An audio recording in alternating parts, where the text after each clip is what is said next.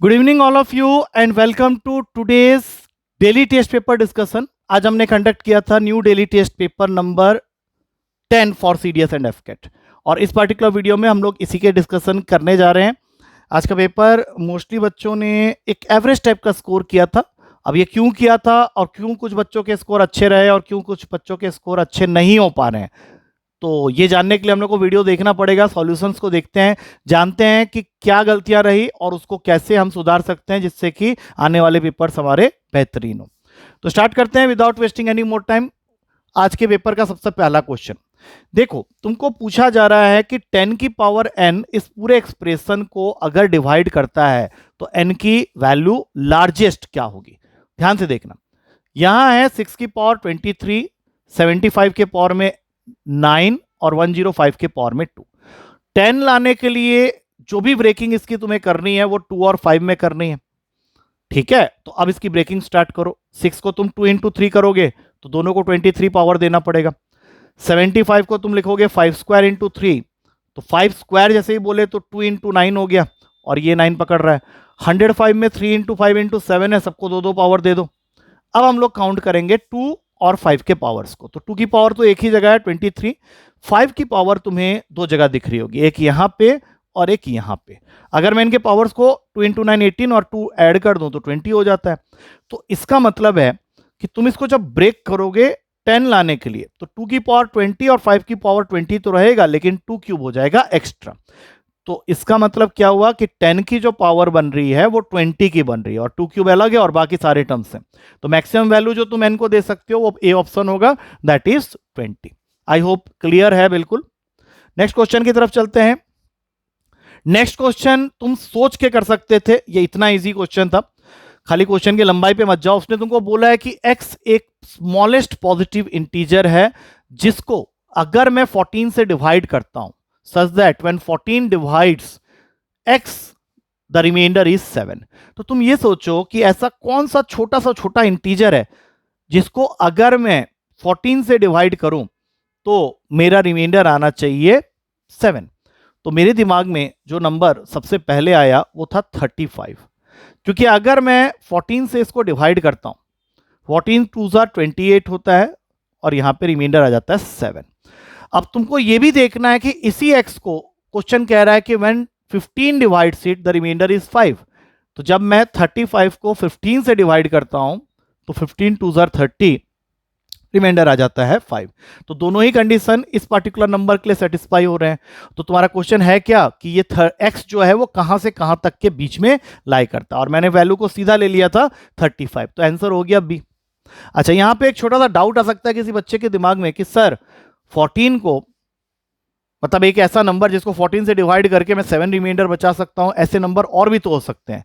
For example 21 सही है, वो अपनी जगह सही है, लेकिन देन दूसरा कंडीशन सेटिस्फाई नहीं करेगा ना। तुमको ये भी देखना है कि दोनों कंडीशन सेटिस्फाई करने चाहिए। अब तुम मान लो 21 लेते हो और 14 से डिवाइड करते हो तो नो डाउट तुम्हारा रिमाइंडर जो है वो 7 का आ रहा है। लेकिन अगर इसी 21 को according to the second condition तुम 15 से डिवाइड करते हो तो रिमाइंडर तुम्हारा 5 नहीं आके 6 आ रहा है, जबकि तुमको क्या चाहिए 5 चाहिए। तो सीधी सी बात है, मेरे ख्याल से इससे बेटर मेथड नहीं होगा। तुम थोड़ा सोचोगे तुमको वैसे ही समझ में आ जाएगा। नेक्स्ट क्वेश्चन में चलते हैं। नेक्स्ट क्वेश्चन तुमसे पूछ रहा है how many numbers are there from 1 to 1000 which are divisible by 2 3 4 and 5। ऐसे क्वेश्चन को हमने कई बार किया हुआ है। ऐसे क्वेश्चन में होता क्या है, हमें ये जो नंबर्स दे रहा है जिससे डिवाइड करने की बात कर रहा है वो उसका एलसीएम निकालना पड़ता है। तो 2 3 4 5 का एलसीएम जैसे भी हो निकालो, 60 आएगा। अब 60 के टेबल में वो कौन सा नंबर है जो 1000 के बिल्कुल नजदीक है, क्योंकि स्टार्टिंग तो तुमको मिल गया कि 60 होगा, फिर 120 होगा, फिर इस तरह से चलते रहोगे। 1000 के सबसे नजदीक जो वैल्यू 60 के टेबल में आती है दैट इज 960। और अगर मैं 960 को डायरेक्ट 60 से डिवाइड कर दूं तो मुझे ये पता चल जाएगा कि ऐसे नंबर टोटल होंगे 16। अब तुम्हारे दिमाग में एक छोटा सा क्वेश्चन आ रहा होगा कि सर ये तो आपने लिख दिया, आपने बहुत मैथ्स पढ़ा हुआ है, हमें कैसे पता चलेगा कि 960 इज द लास्ट नंबर। तो इसके लिए एक तरीका है, तुम 1000 को 16 से डिवाइड कर लो एक बार, यहां से तुमको डायरेक्ट आंसर मिल जाएगा। तो 16 के टेबल में 6 96 होता है, 40 बच गया यहाँ पे। अब सीधी सीधी कहानी है, नहीं सॉरी 60 को डिवाइड कर लो 1000 से, मैं तो आंसर ही बता दिया तुमको। तो ये कितना देगा तुमको, 60 देगा। यहाँ पे 400 बचेगा, 6 के टेबल में काटो 360, अब 40 फिर भी बच जा रहा है, तो 16 नंबर तो होंगे ही होंगे, तो सीधा टिक मारो 16। अदरवाइज तुम सोच के कर सकते हो ना, 60 का को लेके चलते चले जाओ, 60 120 ऐसे करके 1000 तक तुमको जाना है। लास्ट वैल्यू 900 है, 900 में 60 ऐड करो 960, इसके बाद अगर तुम 60 ऐड करते हो तो फिर वो 1000 को एक्सीड कर जाएगा। तो टोटल 16 वैल्यूज है। अब चलते हैं अगले क्वेश्चन में। हाँ ये था भयानक क्वेश्चन, काफी बच्चों ने इसको नहीं किया होगा मेरे ख्याल से। उसने तुमको दो गंदे गंदे एक्सप्रेशन दिए हुए हैं, मैं पहले इसको लिख लेता हूं अच्छे से क्योंकि मुझे भी करने में टाइम लग गया था। AC x cube plus BC x square plus AD x square plus ACD x plus BD x plus BCD। अभी तो पहले इसके बारे में सोचते हैं कि इसका HCF निकालने के लिए मुझे सबसे पहले तो इसके पेयर्स बनाने पड़ेंगे। टोटल 6 टर्म्स हैं, दो दो का पेयर बना के वहां से कुछ कॉमन खींचने की कोशिश करते हैं, हो सकता है उससे हम HCF तक पहुंच सके। तो सबसे पहले इन दोनों को पकड़ो और ध्यान से देखो कि इसके अंदर CX स्क्वायर कॉमन है, तो पहले वाले से मिलेगा AX, दूसरे वाले से मिलेगा B, खत्म इसका काम। अब इन दोनों में अगर ध्यान से देखें तो ADX कॉमन है, तो अंदर आ जाएगा X प्लस C। अब इन दोनों में से अगर देखें तो BD कॉमन है, तो यहां पे भी आ जाएगा X प्लस C। अब सीधा क्या करो, इन दोनों में से X प्लस C कॉमन है, तो X प्लस C को कॉमन ले लो, अंदर बच गया ADX प्लस BD, जिसमें से अगेन यू कैन सी कि कुछ कॉमन हम निकाल सकते हैं, दैट कॉमन इज D। तो X प्लस C के साथ में D लगाओ और यहां पे फाइनली बच गया AX प्लस B। और यहां से तो तुम देख ही चुके हो CX square into AX plus B, तो दोनों में से कॉमन अगर देखोगे तो वो AX प्लस B ही होगा। तो अभी तक तो हमको जो कॉमन मिला है वो AX प्लस B मिला है। अब चलते हैं दूसरे वाले के पास। दूसरे वाले के पास क्या है, एक ऐसे बना लेते हैं। दूसरे वाले के पास पहला टर्म है ADX क्यूब, उसके बाद है ACX स्क्वायर, उसके बाद है BDX स्क्वायर, उसके बाद है BCX, उसके बाद है ACDX और सबसे लास्ट में है BCD। इसमें भी पेयर्स बनाओ दो दो का और इनके अंदर से हम लोग कॉमन ढूंढेंगे। तो पहले इन दोनों को पकड़ लो। इन दोनों में अगर मैं कॉमन देखूं तो I think I can take common AX square, तो यहां से तुमको मिलेगा DX प्लस C, संभाल के रख लो। अब इन दोनों में से कॉमन ढूंढूं तो मुझे मिलेगा BX, तो यहां पे भी बच गया DX प्लस C। इन दोनों में से कॉमन देखूं तो मुझे कॉमन मिलेगा CD, यहां पे आ गया AX प्लस B। तो लास्ट वाले को छोड़ दो, इसको पकड़ लो। यहां पे DX प्लस C दोनों में आ रहा है, तो DX प्लस C जब मैं कॉमन ले लूंगा इन दोनों में से, तो यहां पे बचेगा AX स्क्वायर प्लस BX, जिसके अंदर से तुम एक X कॉमन निकाल सकते हो। तो फाइनली आ गया X into DX plus C into AX plus B। और ये तो तुमको दिख ही रहा है कि CD into AX plus B है, तो दोनों में से अगर कॉमन देखोगे तो अगेन तुमको AX प्लस B ही कॉमन दिखेगा। तो यहां से भी AX प्लस B और यहां से भी AX plus B, that means आप सोचने की जरूरत नहीं है, D is the correct answer, AX plus B is the HCF। मैं जानता हूं ये क्वेश्चन थोड़ा सा लेंथी लग रहा होगा, तुमको बोरिंग भी लग रहा होगा और तुमको ये भी लग रहा होगा कि शायद तुम पेपर में नहीं कर पाओगे, लेकिन पेपर में अगर तुमको ऐसे क्वेश्चंस मिले तो इस तरह की पेयरिंग और कॉमन लेके तुम फाइनल आंसर तक इजीली पहुंच सकते हो। तो इसमें कोई प्रॉब्लम वाली बात ही नहीं थी। अब चलते हैं अगले क्वेश्चन में। इसको मैंने वैल्यू पुटिंग से किया है क्योंकि इसका जनरल मेथड शायद बहुत लंबा पड़ेगा हमें। उसने तुमसे पूछा है कि x into x plus a into x plus 2a into x plus 3a में वो कौन सी वैल्यू है जिसको मैं ऐड करूं जिससे कि एक परफेक्ट स्क्वायर नंबर बन जाए। तो परफेक्ट स्क्वायर का मतलब होता है ऐसे नंबर जिनका तुम स्क्वायर रूट निकाल सकते हो। तो मैंने यहां पे क्या किया, x को वैल्यू दे दी 1 और a को वैल्यू दे दिया 2। इससे ये चेंज हो गया 1 into 1 plus 2 into 1 plus 4 into 1 plus 6। Net total value आ गई 3 इंटू 5 इंटू 7, मल्टीप्लाई कर लो 105 आ रहा है। अब 105 आने के बाद which is the nearest value to 105 which is a perfect square, तो वो आंसर होगा तुम्हारा 121। और 105 को 121 तक पहुंचाने के लिए जो वैल्यू तुम्हें ऐड करनी पड़ेगी वो है 16। अब 16 का इस a के साथ डायरेक्ट रिलेशन बनता है, a की पावर 4 दैट मींस 2 की पावर 4 16 होता है। तो यहां ऑप्शन में तुम देख सकते हो सी ऑप्शन अवेलेबल है, तो सीधा सीधा इस मेथड से तुम आंसर तक पहुंच सकते हो। अब चलते हैं अगले क्वेश्चन में। अगला क्वेश्चन है बेसिक सा क्वेश्चन है, ऐसे क्वेश्चन हमने खूब सारे किए हुए हैं, तो क्वेश्चन को ध्यान से देख लो। क्वेश्चन तुमको कह रहा है कि x माइनस 1/x की वैल्यू है 1/3 और तुमको फाइंड करना है क्वेश्चन में 9x² प्लस 9/x²। तो मैंने पता है क्या किया, पहले 3 को क्रॉस मल्टीप्लाई कर दिया, तो ये बन गया 3x minus 3/x equals to 1। अब ऐसा करने से मुझे फायदा यही हुआ कि मुझे इसके अंदर स्क्वायरिंग करने के बाद ये चीज तो दिख ही रही है, तो आप सीधा स्क्वायरिंग मार दो बोथ साइड्स। तो a² plus b² minus 2ab, मतलब 2 इंटू 3x अपॉन 3/x, और इस साइड में 1 ही रहेगा। x से x कैंसिल हुआ, ये वैल्यू तुम्हें निकालनी थी तो ये तो आ ही गई है। तो जो नंबर्स वाले पार्ट है यहां से देख लो, 3 3 9, 9 2 18, माइनस 18 वहां जाएगा तो 1 प्लस 18 बन जाएगा, और आंसर हो गया 19। 19 भी ऑप्शन में है, सो करेक्ट आंसर तुमको मिल चुका है, B is the correct answer. अब चलते हैं अगले क्वेश्चन में। अगला क्वेश्चन तुम्हारे पेपर में आया हुआ क्वेश्चन है, इसमें तुमको रेशियोज दिए हुए हैं 2a 3b 6c 9d 12e, और क्या है 2a 3b 6c 9d 12e और 18f, ये सब आपस में इक्वेटेड है, और बदले में तुमको ये वैल्यू निकालनी है a प्लस बी अपॉन में c plus D plus c plus f। तो पहला तरीका यही है कि तुम इसमें 2 3 6 9 12 18 का एलसीएम निकाल लो, अगर निकाल सकते हो तो, और उसमें से जो भी नंबर आएगा उसको ए के साइड में लाने की कोशिश करेंगे और वही ए की फाइनल वैल्यू बन जाएगी। फिर वही नंबर बी के साइड में लाने की कोशिश करेंगे, वही बी की फाइनल वैल्यू बन जाएगी। इंस्टेड ऑफ दैट एक और तरीका है, तुम इन सारे वैल्यूज को के इक्वल कर दो। अब यहां से इंडिविजुअली ए की वैल्यू आ गई k/2, मैं यहां डालते जा रहा हूं सीधा। बी की वैल्यू आ जाएगी k/3, ये भी मैंने डाल दिया। सी की वैल्यू आ जाएगी k/6, डी की वैल्यू आ जाएगी k/9, ई की वैल्यू आ जाएगी k/12, और f की वैल्यू आ जाएगी k/18। अब तुमको क्या करना है, ऊपर वाले का एलसीएम ले लो जो कि 6 आएगा, तो ये बन गया 3k प्लस 2k, और नीचे वाले का एलसीएम लोगे 6 9 12 18 का, तो वो 36 आएगा। अब यहां पे बन गया 6k plus 4k plus 3k plus 2k, तो फाइनली 5k/6, और ये 36 चला गया ऊपर, इन सबको ऐड करके देख लो, ये बन गया 15k। तो k से k गया, 5 से ये गया 3 में, 6 3 18, और 36/18 होता है तुम्हारा 2k इक्वल। तो आंसर तुम्हारे पास में आ गया बी ऑप्शन। आई थिंक ये क्वेश्चन बहुत बच्चों ने किया होगा। अगले क्वेश्चन में चलते हैं। अच्छा हाँ, ये बहुत प्यारा क्वेश्चन है, ध्यान से देखना, समझना पहले तो इस क्वेश्चन को, मैं बड़ी आराम से समझाता हूं।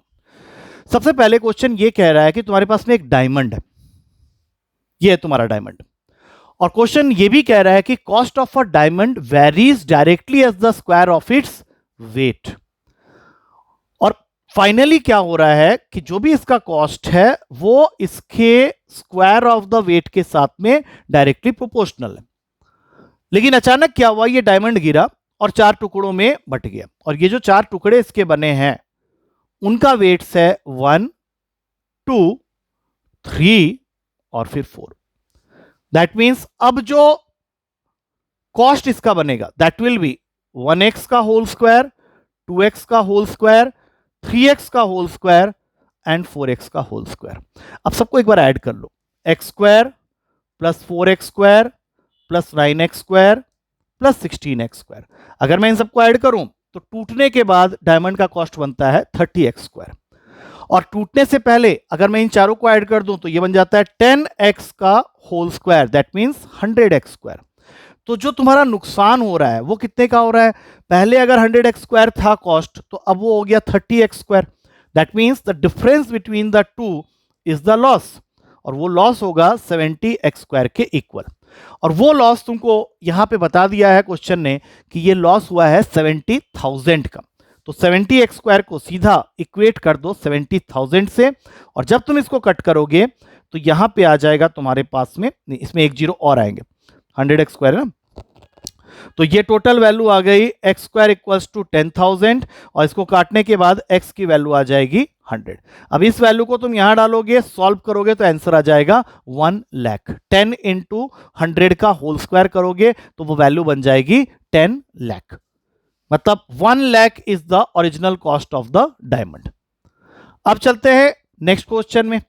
मीन का क्वेश्चन है, ध्यान से देखेंगे, उसने तुमको बोला है M, कैपिटल M जो है that is the mean of first 100 even natural number. अब देखो फर्स्ट 100 इवन नेचुरल नंबर का मतलब है कि 2 से स्टार्ट होके ये खत्म हो रहा है जाके 200 में। तो इसके लिए मैंने तुम लोगों को एक ट्रिक बताई थी, क्योंकि जब तुम इवन नेचुरल नंबर लेते हो तो एपी कंस्टिट्यूट होता है जिसका कॉमन डिफरेंस 2 का है। तो जिस एपी का तुम्हें फर्स्ट और लास्ट टर्म पता है उस एपी का एवरेज निकालने का फॉर्मूला होता है first term plus last term upon 2। तो यहां पे फर्स्ट टर्म है 2, लास्ट टर्म है 200, सीरीज एपी में है, एपी में होना जरूरी है। तो 2 plus 200 by 2 that will give you the value of your average, जो कि आ रहा है 101। दैट मीन्स एम जो है वो 101 है। अब क्वेश्चन तुमसे पूछ रहा है कि what is the mean of first 100 natural odd numbers. तो ऑड नंबर स्टार्ट होगा 1, 3, 5 और आखिरी 100th ऑड नेचुरल नंबर होगा 199। अगेन एपी हो गया ये भी दो दो के कॉमन डिफरेंस के साथ। तो जब तुम इसका एवरेज निकालोगे तो again first value plus last value upon 2। तो ये हो गया तुम्हारा 200 बाई 2 दैट इज 100। अब सोचो ये जो वैल्यू आई है वो उससे एक कम है, मतलब m-1 होगा, क्योंकि m आया था 101 और अब जो वैल्यू आई है वो 100 आई है। तो आंसर क्या हो गया m-1। I hope it is clear, value से कर लिया मैंने। नेक्स्ट क्वेश्चन है और ये लास्ट क्वेश्चन है, क्वेश्चन को ध्यान से पढ़ लेना। क्वेश्चन कह रहा है कि तुम्हारे पास में एक क्लासरूम है जिसमें गर्ल्स टू बॉयज का रेशियो है 3/4। बच्चे यहां पे गड़बड़ करते हैं, बॉयज पहले काउंट कर लेते हैं। तो जी हो गया 3x, बी हो गया 4x। अब इनका एवरेज हाइट, मतलब टोटल सारे बॉयज गर्ल्स का मिला के जो एवरेज हाइट है, दैट मीन्स यहां पे कंबाइंड मीन का फॉर्मूला लगने वाला है x12 bar is equals to n1x1 bar plus n2x2 bar upon में n1 प्लस n2। यहां पे मैंने n1 मान लिया है नंबर ऑफ गर्ल्स को और n2 मान लिया है नंबर ऑफ बॉयज को।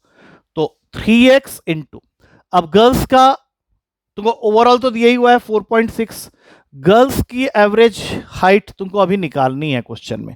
तो x1 बार तुमको नहीं पता है, उसको वैसे ही रहने देते हैं। बॉयज को मैंने लेट कर लिया था 4x, यहां 4x लिख देता हूं। इनकी एवरेज हाइट आई गेस दी हुई है, average height of the boys in the class is 4.8, तो यहां पे 4.8 लिख लो। बाकी n1 प्लस n2 मतलब इन दोनों को ऐड करके यहां 7x आ जाएगा, x कॉमन लेके काट दो। अब तुम्हारे पास में आ गया 4.6 इंटू 7 माइनस 4 इंटू 4.8 अपॉन में 3। यही होगा तुम्हारा x1 bar which is average height for girls. अब इसको तुम सॉल्व कर लो, मैं ये कर देता हूं तुम्हारे लिए। 46 7 है तो ये हो जाएगा 2, 332 आ रहा है, 332 मतलब 33.2 माइनस 48 इंटू 4 करते हैं 192 मतलब 19.2 अपॉन में 3। अब इसको सॉल्व करो तो ये बन रहा है 14/3। 14/3, 3 को 14 से काटोगे तो 4 के टेबल में जाएगा 12 टू 4.3 से 4.4 के बीच में लाई करेगा ये। एक बार चेक कर लो कैलकुलेशन फिर से, 28 432 हो गया, 4.8 इंटू 4 48 4 2 192 होता है, 33.2 माइनस 1/2 का। अच्छा यहाँ नीचे 7 था, सॉरी नहीं 7 तो मैंने मल्टीप्लाई कर दिया था ना वहाँ पे, वहाँ से 4.8 आया, यहाँ पे 3। हाँ 33.2 को 19 से डिवाइड किया था, 33.2 14/3 14/3। तो इसकी वैल्यू आ रही है 412, 2 पॉइंट लगाया 0, 4.6 के आसपास आ रही है, जबकि इसका सही आंसर है 4.3 से 4.4 के बीच में ही लाई करेगा। एक बार मैं देख लेता हूं कहीं पे गलती हुई है, शायद 4.6 यहाँ पे लिखा हुआ है, मैंने 7 से मल्टीप्लाई किया 28 4 आएगा। अच्छा यहाँ पे गड़बड़ है, ये 32.2 होगा। हाँ तभी मैं सोचा कि ज़्यादा क्यों आ जा रहा है, 32.2 माइनस 19.2 मतलब यहाँ 13 आ गया। हाँ अब सही है, 4.3 से थोड़ा ज़्यादा आ रहा है, तो 4.3 से 4.4 फीट के बीच में होगा। I hope it's clear to all of you. Again I will say कि 2 से 3 क्वेश्चन ऐसे थे जहां पे तुमको थोड़ा सा कैलकुलेशन करना पड़ा होगा, but still I think one of you have got 16। ठीक है, तो उसका बहुत ही बेहतरीन स्कोर था। और इसी होप के साथ में कि after seeing the solution you are getting all the concepts correct. Next video में फिर से मिलेंगे अगले पेपर के डिस्कशन के साथ। Till then take care, go through with the solution again and again. If you are not getting it ask me in the class. ठीक है, तो मिलते हैं नेक्स्ट क्लास में with a new paper. Till then, take care and thank you to all of you.